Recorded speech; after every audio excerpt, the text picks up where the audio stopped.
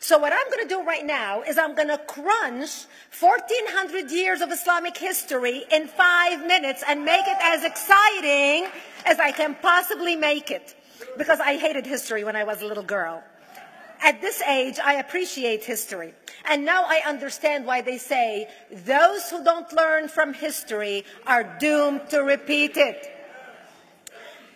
In order for you to understand why Western civilization is very different than the Islamic world, you need to understand the history of Islam.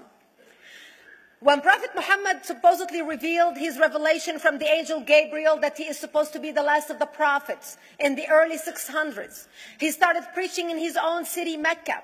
He tried to recruit friends and followers to be able to spread his religion. And he tried for 12 years and failed. And after 12 years, he was only able to recruit his immediate family and friends. So he decided, if I go to Medina, which was the Jewish hub of Arabia, the business hub where the Jews lived, if I go there and preach my religion to them, if they accept me, that will buy me respect and stature between my own people, and they will accept me. So Prophet Muhammad started borrowing a lot from the Old Testament to make his religion more palpable to the Jews, to make it a lot similar. This is why you see a lot of similarities between Judaism and Islam. For example, Jews don't eat pigs, Muslims don't eat pigs. Jews pray a few times a day, Muslims pray a few times a day. Jews fast on Yom Kippur, Muslims fast on Ramadan. And this is why you started seeing a lot of good writing in the beginning of the Quran when Prophet Muhammad was saying all the good things about the people of the book. He took his message and went to Medina trying to recruit the Jews, talking about the people of the book, talking about how similar the two religions are. When they refused to accept him and follow him as the last of the prophet, that's when he turned against them and started killing them and started expelling them. That's when Islam went from a spiritual movement for the first 12 years of Islam into a political movement cloaked in religion after the year of the Hijrah, after Muhammad went to Medina and the Jews did not accept him. He became a military warrior and declared war on them and started expelling them. Jews and Christians became dhimmi, or second-class citizens. They were only allowed to stay alive and not be killed only by paying the jizya, or the protection tax. So they had a choice: convert to Islam, or if you want to stay alive, you have to pay the jizya or protection tax, living as dhimmi in the Islamic nation. Christians and Jews could not ring church bells. Jews could not blow the shofar. Christians could not ring church bells. They could not pray publicly. Christians and Jews could not gather together and build new churches or new temples. And the way they paid the jizya, or the protection tax, was in a monthly ceremony where they would get together downtown and the Jew would kneel on his knee and hand his goods to the mullah, who would take the goods as the price for buying the protection. And in many areas, Jews and Christians were given necklaces to wear as a receipt that they paid their jizya, or their protection tax. Jews considered najis under Islam. Najis is bodily fluid. Najis is garbage. Najis is dogs. Najis is dirty. So Christians and Jews were treated as second-class citizens. Islam continued to grow. As Islam grew, more people became dhimmi, or second-class citizens. Jews and Christians were given identifiable clothing. The yellow star, which was given to the Jews, that most people think is a German invention. It was actually an Islamic invention in the 9th century in Iraq by the second Khalif, Khalif al-Mutawakkil of Iraq, who invented the yellow star for the Jews to be identified as they walked down the street. Because Jews were considered najis, if a Muslim man or a Jew walked on the same side of the street, the Jew had to cross the other side so the Muslim man can walk, so he's not dirtied by the filth of the Jew. Christians were given the zunnar, the belt, which most of you men are wearing right now. That was an Islamic invention for the Christians. Islam continued to grow. They went all the way to Jerusalem. They conquered Jerusalem. Christians couldn't ring their church bells in Jerusalem. The Pope in Rome in 1090 told the Christians, how could you sit idly by and allow your brethren to suffer like this in the Holy Land? You need to go liberate the Christians. You need to go help the Christians. That's why the Crusaders were launched. The Crusaders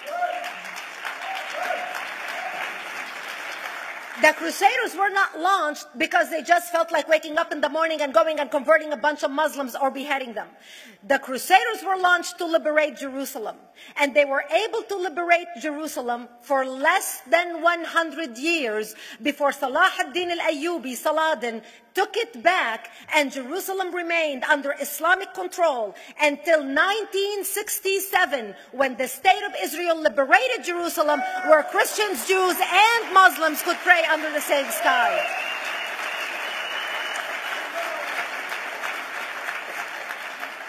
The Crusaders continued fighting Islam, and for 300 years they tried and failed. And by the 1300s, the Crusaders disappeared because they could not win against Islam.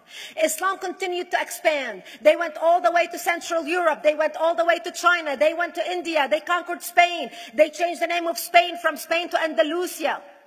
And they started, as they advanced, as they conquered more nations, more people paid the jizya, or the protection tax. And this is how the Islamic Empire grew. It went all the way until they was stopped at the gates of Vienna on 9/11. 9/11 is not a date that Osama bin Laden just picked out of a hat. 9/11 is a symbolic date in the Islamic calendar.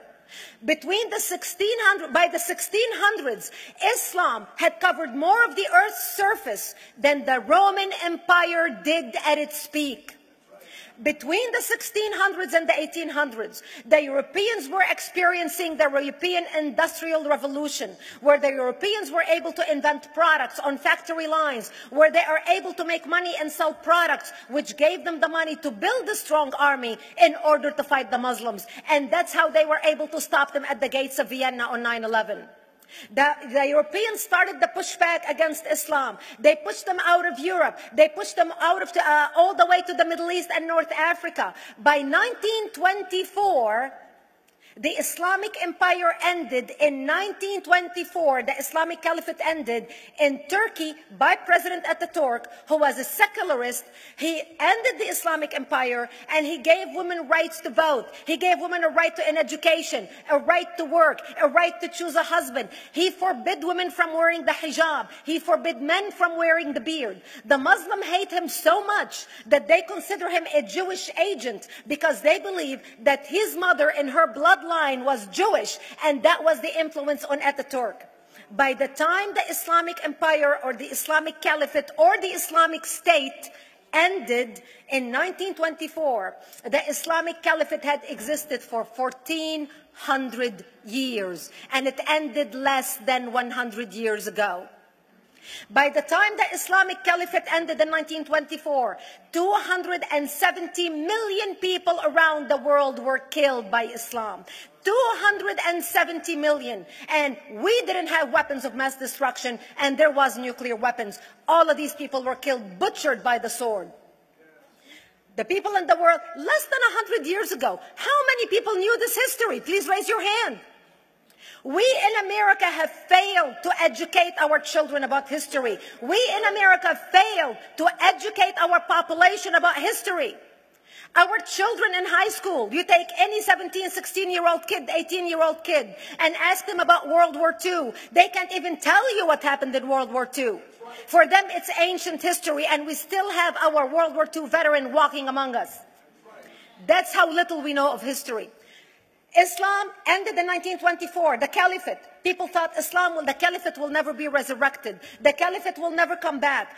But two things happened in the Middle East in the last century that made the Islamists be able to resurrect the Caliphate. Number one is the discovery of oil in Saudi Arabia, which we were able to discover and were stupid enough to allow them to nationalize it. And the number two that happened was Ayatollah Khomeini coming to power in 1979. That gave the Islamists the money and also the spiritual covering in order to explode on the world stage. And people say, oh, well, the Wahhabis exported their Wahhabi radical religion. The Wahhabis are the name of Wahhab. They're not a different sect of Islam. They follow the authentic preaching of Prophet Muhammad, the way Prophet Muhammad lived and practiced his religion. This is why neither you or me or any infidel can step a foot in Mecca, because as far as they're concerned, we are filth. And as infidels, we're not allowed to step a foot, not President Obama and not anybody else.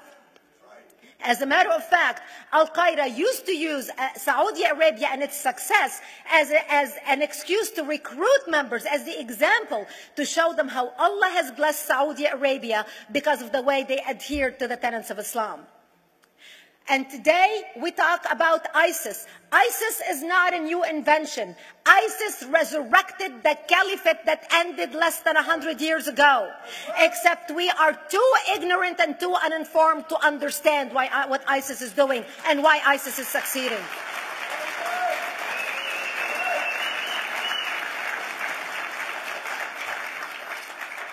Two things you need to understand about Islam and the principles of war in Islam. One is the law of taqiyya, which means lying and deception. It means that a Muslim man can lay his hand on the Quran and swear that he is telling the truth, knowing that he is lying, but also knowing that the Quran will forgive him because he is advancing the cause of Islam. The second thing you need to know about is that the Treaty of Al-Hudaybiyah, which is an Islamic principle of war and a model on how to deceive your enemy when you have to sign peace treaties with your enemy. And it is based on an example by Prophet Muhammad. Prophet Muhammad was attacking the Meccans and their caravans when he was living in Medina. One day he attacked them because this is how he got the goodies. He would attack them, rob them, and spread the goodies among his men. And this is how he was able to recruit, because this is how people made money without working. And so he attacked the Meccan caravans. When he realized he's not able to defeat the Meccans in that city of Al-Hudaybiyah, in that place, he signed a 10-year treaty with them. Does that sound familiar? A 10-year treaty with them that says he will not attack them, he will have peace with them, he will not declare war on them. Muhammad used the treaty for 2 years to build his military, strengthen his army, and when he realized he was strong enough to attack his enemies when they least expected it, because they thought they had a peace treaty with Muhammad, he broke the treaty, attacked them 2 years later, and Mecca fell within 24 hours because they were not expecting the attack. And that became a principle of war in Islam.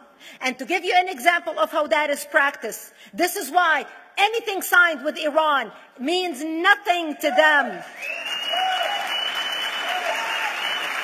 And to give you an example of how this law has been put to use in recent history, Yasser Arafat, who's not an Islamist, but he is a Muslim, met with the Israelis and signed the Oslo Accord in 1993. Remember all the handshaking at the lawn of the White House? The Oslo Accord, Yasser Arafat used the peace treaty, the Oslo Accord with Israel, to get Israel to bring him back and give him his territory, finance his military, train his police, and give his police the weapons. Yasser Arafat broke the Oslo Accord 8 years later, didn't even wait 10 years, and declared the second Intifada in 2000, and all hell broke loose. He used the same treaty to win and deceive against his enemies and deceive his enemies. When Jordanian press, after Yasser Arafat signed the Oslo Accord with Israel, and Egyptian press would interview Yasser Arafat, and they would say, how could you sign a peace treaty with the devil? How could you sign a peace treaty with the Jews? Yasser Arafat will tell them, remember Hudaybiyah. That's all he would have to say. The whole Muslim world knew exactly what Yasser Arafat was talking about. We in the West and the Jews in Israel, it was over their heads. Nobody understood what Hudaybiyah was referring to. And this is the type of deception that we are dealing with. So when Iran signs a peace treaty with the United States for 10 years, they are using us as useful idiots, as gullible, ignorant people who are signing a peace treaty with the devil in order for Iran to continue her thing. Thank you.